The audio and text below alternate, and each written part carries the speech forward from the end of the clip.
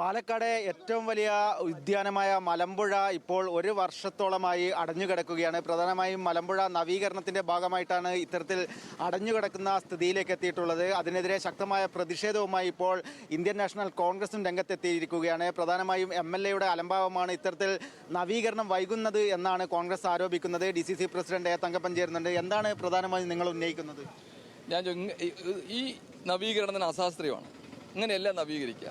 ഒരു വലിയ ഉദ്യാനം വരുമ്പോൾ ധാരാളം പോർഷൻ ഉണ്ട്. ചിൽഡ്രൻസ് പാർക്ക് അങ്ങനെ ധാരാളമുണ്ട്. ആദ്യം ചിൽഡ്രൻസ് പാർക്ക് നവീകരിക്കട്ടെ, എന്നിട്ട് മറ്റോടേക്ക് പോരട്ടെ.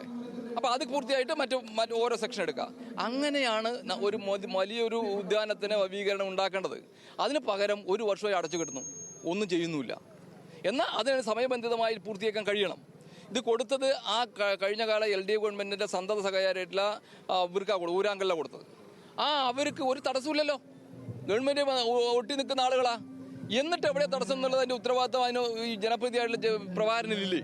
അപ്പം ഒന്നാമത് ചെയ്തു തന്നെ അശാസ്ത്രീയമായിട്ടുള്ള ഒരു വർഷമായി അടച്ചു കിടന്ന് ഒരു അന്തമായിട്ട് ഈ വർക്ക് നീണ്ടുപോവുകയാണ്. ഇപ്പോഴും പൂർത്തിയാക്കിയില്ല. ഇത് ഓണ സീസണാണ്. നിങ്ങൾക്കറിയാലോ, ഇവിടെ 10,000 വന്ന് ഒഴുകിപ്പോകുന്ന ഈ ഉദ്യാനത്തിൽ ഒരാൾ വരാൻ പറ്റാത്ത രീതിയിൽ അടച്ചു കിടന്നതിൻ്റെ പാലക്കാടിൻ്റെ ടൂറിസ്റ്റ് മേഖല തന്നെ സ്തംഭനത്തിലേക്കാണ് ഇത് നയിപ്പിച്ചിരിക്കുന്നത്. അതിൻ്റെ ഉത്തരവാദിത്തം MLA ഒഴിഞ്ഞു മാറാൻ കഴിയില്ല. കഴിഞ്ഞ കാല ഗവൺമെന്റിന് ഒഴിഞ്ഞു മാറാൻ കഴിയില്ല. കേന്ദ്ര സർക്കാരാണ് ഫണ്ടൊക്കെ അലോക്കേറ്റ് ചെയ്തത്. ആര് തന്നാലും നമുക്കറിയോ, ഫണ്ട് ക്രിയാത്മകമായി ഉപയോഗിക്കുക എന്നുള്ളതാണ്. ഉപയോഗിക്കണം, പ്ലാനിങ് ഉണ്ടാവണം. ഞാൻ പറഞ്ഞു, ഓരോ സെക്ഷനും ചെയ്താൽ നിങ്ങൾക്ക് ഈ ഉദ്യാനത്തിൽ പോയാൽ ചിൽഡ്രൻ പാർക്കാണ് ആദ്യം വളർക്കെങ്കിൽ അവിടെ പോകണ്ടെന്നല്ലോ, ബാക്കിയെല്ലാം കാണാലോ. പിന്നെ വേറെ വല്ല സെക്ഷൻ ഉണ്ടെങ്കിൽ അവിടെ അടച്ചിടാം, മറ്റേത് ഓപ്പൺ ചെയ്യാം. പാർട്ടായി ചെയ്യാവുന്ന കാര്യങ്ങളാണ്.